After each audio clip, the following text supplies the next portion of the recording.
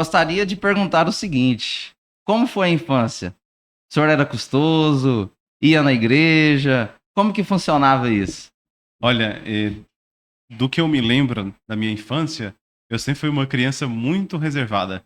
Por mais que as pessoas não acreditem hoje, por causa também de toda a caminhada que eu fiz, eu sempre fui muito na minha, muito quieto, pessoa de poucos amigos, de pouca conversa. Uma coisa que é bem gravada no meu coração, por conta também do que eu vivo hoje, quando a gente ia para a missa, meus pais me levavam e no final o padre ia nos cumprimentar.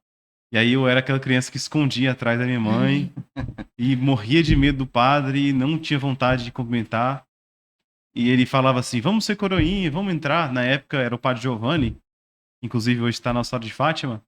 E ele sempre convidava e eu sempre falava: não quero ser coroinha, não quero ser coroinha.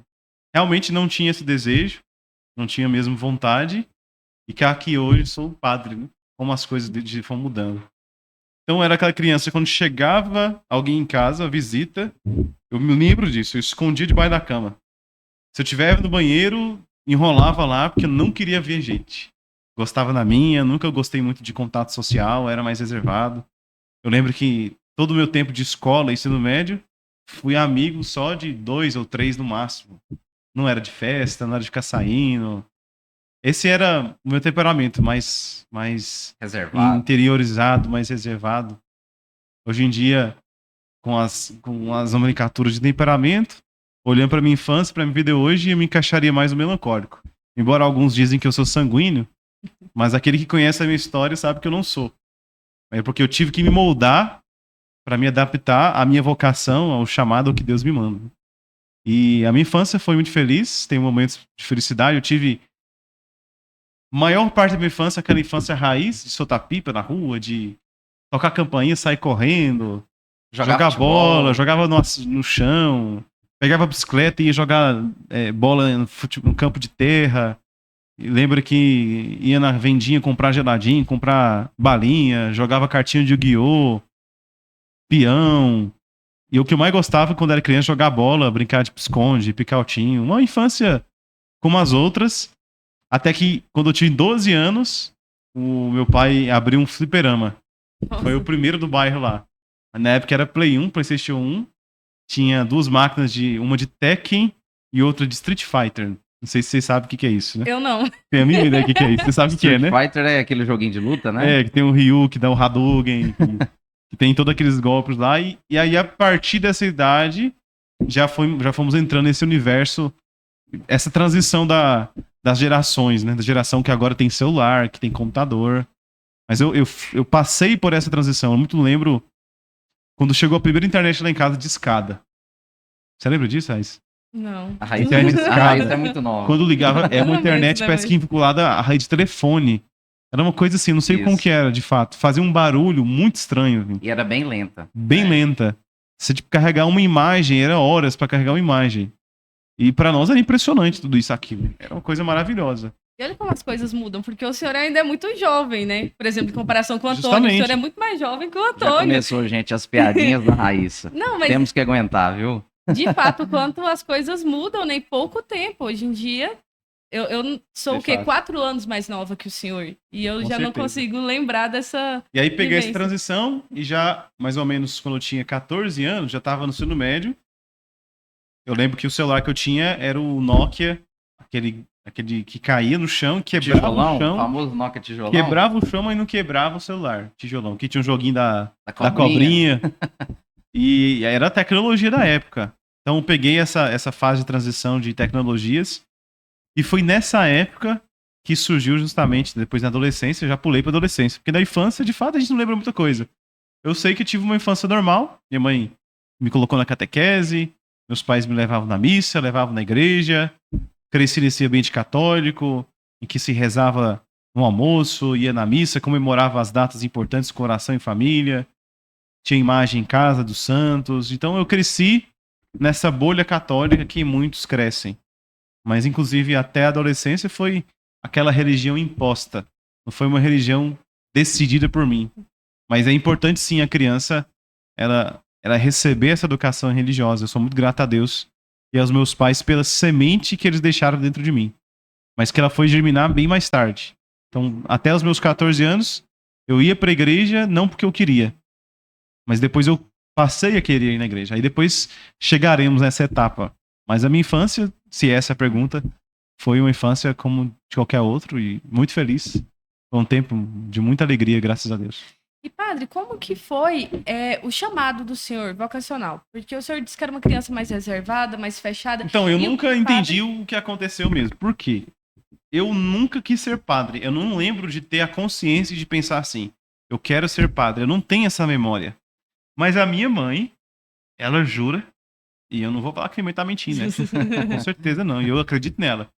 Ela sempre fala assim, Bruno, quando você era criança, você era apaixonado por uma menina na escola, e aí você falou assim que queria casar com ela. E eu lembro disso, que de fato eu queria casar com a menina. Paixonite de criança, De já viu? infância, Todo mundo né? tem. E aí eu lembro que de fato queria casar com ela, mas eu lembro que eu parei de querer casar com ela. Não queria mais. E eu não lembro de que foi esse o motivo. A minha mãe falou assim, Bruno, você disse sim que ia ser padre. Por isso que não queria casar com ela mais. Olha só. Eu falei, caramba, 7 anos de idade, ela disse que eu tinha. E eu não lembro, eu não tenho essa memória. Talvez aí você fazesse uma hipnose, uma regressão aí, uma técnica de terapia para descobrir coisas do passado. Eu ia lembrar dessa memória, sei lá, reprimida. Mas aqui é só Escondida. teoria, escondida no inconsciente, lá no fundo das entranhas da minha alma. Mas eu não lembro disso aí. Mas pode ser que já era ali um sinal de Deus, porque a palavra de Deus diz que quando Deus nos chama, chama desde a nossa criação, desde toda a eternidade. Que a vocação, ela é um chamado. Nós já nascemos, já somos, na verdade, criados, concebidos dentro de nossas mães, já com a missão de Deus, porque ele é onisciente. Claro, nós temos as nossas escolhas. Podemos livremente escolher outro caminho que não de Deus. Mas já nascemos com um chamado. Deus já sabe o que é que nos fará felizes e santos nessa terra. Então, meu chamado se deu, parece que nessa época, mas eu não lembro, mas eu confio na minha mãe. Agora, estar consciente de que este é o meu desejo foi bem depois, quando eu tinha uns 14, 15 anos. E o senhor teve aquela preparação, porque a diocese, ela sempre dispõe de encontros vocacionais, né? Sim, O senhor participou de alguns, teve algum padre que foi importante nessa caminhada, porque é sempre bom, né? A gente ter um diretor espiritual que justamente. nos guia, nos orienta. Conta um pouquinho também sobre isso. O padre, ele só entrou depois, a figura do sacerdote entrou depois do chamado, por mais estranho que seja. Porque sempre é um padre que acompanha e suscita naquele jovem o desejo de ser padre. Mas em mim não foi esse processo. Cada chamada é individual.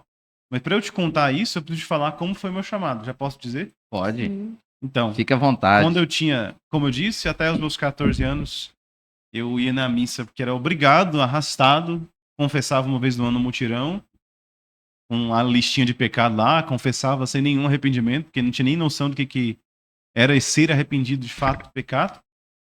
E com 14 anos de idade, meu pai me chamou para fazer um encontro da Renovação Carismática Católica, chamado Festival de Jesus. Até hoje existe. Um encontro muito grande, que arrebanha muitas pessoas. Antigamente o nome era Rebanhão de Jesus. E ele me chamou para fazer esse encontro. Meu pai também era da Renovação Carismática, cantava, pregava, animava. É o pacote completo. Era o Severino da Renovação. Cantava, pregava, animava, louvava, fazia tudo que se faz ali no meio da renovação. E ele me chamou para ir nesse Festival de Jesus, que é no Carnaval. E eu falei, tô fazendo nada aqui mesmo? Tô à toa aqui, por que não? Por que não? E eu fui para esse encontro. E eu vi que existia algo de diferente naquele lugar. Existe algo que ia além de mim. Algo sobrenatural que estava por trás. E aí no momento de oração, muito forte, que estava tendo lá, depois da adoração, inclusive, o pessoal louvando a Deus, glorificando Jesus Cristo. E eu fiz uma pergunta. E hoje eu consigo olhar para minha história interessante e ver isso. Que a nossa vocação começa com uma pergunta, e não com uma resposta. E eu fiz essa pergunta para Jesus. Senhor, o que tu queres de mim? O que você quer de mim? O que você me trouxe aqui? O que é isso que eu estou sentindo? E eu senti muito forte uma voz, né? Não é que é alguém falando.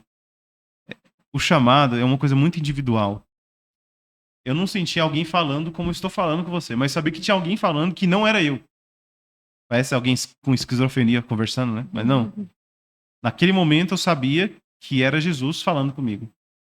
E eu fazia essa pergunta: Jesus, o que você quer de mim? E eu escutei a voz dele dizendo: eu quero que você seja padre. Isso repetiu algumas vezes. Certeza, Jesus. Certeza. No primeiro É isso momento mesmo? vem, né, aquele questionamento, né? Será que é Porque eu isso não queria mesmo? isso. Tô ficando Até, maluco? até aquele momento, qual que eram os meus planos? Eu sempre tive foi muito sistemático com isso, né? Já com 14 anos eu já sabia que eu queria ir pra vida, eu já sabia que curso eu ia fazer, qual faculdade. Graças a Deus já fui muito decidido, assim, no ensino médio. E eu tinha certeza que eu ia terminar o ensino médio, fazer psicologia e ser psicólogo. Esse era meu desejo. Que eu sempre fui péssimo com exatas, com números, nunca me dei bem. Sempre ficava de recuperação em todas as matérias que envolviam números. Mas me saía bem com todas as matérias Área que de eram humanas. humanas. Sempre tive muita facilidade com redação, com texto, interpretação de texto. Agora, conta era, pra mim, um purgatório. E então, eu queria ser psicólogo. Queria abrir minha clínica. Queria trabalhar nessa área, ajudar as pessoas. Ajudar as pessoas, esse é o meu desejo. Servir o próximo. Mas Deus vem e me fala: eu quero que você seja padre. E quebra todos os meus planos. E aí, então, começa a caminhada. Então, depois desse dia, que eu sabia que era ele que tinha me chamado, que até então eu não queria ser padre. Nunca fui coroinha, nunca subi ao altar. Não tinha nenhuma proximidade com nenhum padre. Quero ser padre. E de um dia para o outro, aparece esse Bruno aqui, com 30 quilos a menos, era uma vareta, pesava 60 Se quilos. o senhor permitir, a gente tem uma imagem. Depois, se o Douglas quiser colocar aí, Douglas, pra gente, tá? Durante o podcast, aquela foto que eu enviei, Meu pai. ele no encontro. Irreconhecível. Só a cabeça que tinha. Enorme. Que fase. Que fase, né? Nossa, como eu andava muito de bicicleta. Às vezes eu andava assim 2, 3 horas seguidas. Era viciado na bicicleta, o dia inteiro na bicicleta. Acho que por isso que eu era magro também. Mas adolescente, né? Naquela fase. E então, eu fiz essa pergunta para Jesus, ele me respondeu, e aí começou todo o itinerário. E se não tivesse começado algo depois, de fato aquela chamada, aquela vocação teria se perdido. O que acontece muito hoje? Muitas pessoas são chamadas, mas esse chamado vai se escondendo nas pessoas, vai esquecendo, vai deixando para lá.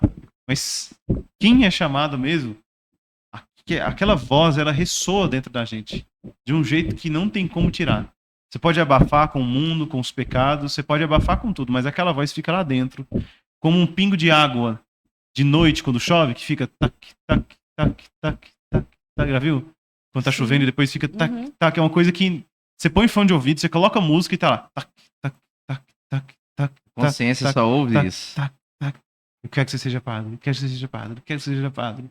Não fuja disso, não fuja disso. Esse é o caminho da sua salvação e de muitos. Porque é um diálogo. É um chamado que exige uma resposta. Se não tem uma resposta... Justamente. Eu comecei com a pergunta e ele me respondeu. E aí eu comecei esse itinerário. Aí, do nada, eu apareci na paróquia. Falei: padre, eu quero ser padre. Jesus me chamou. O que eu faço?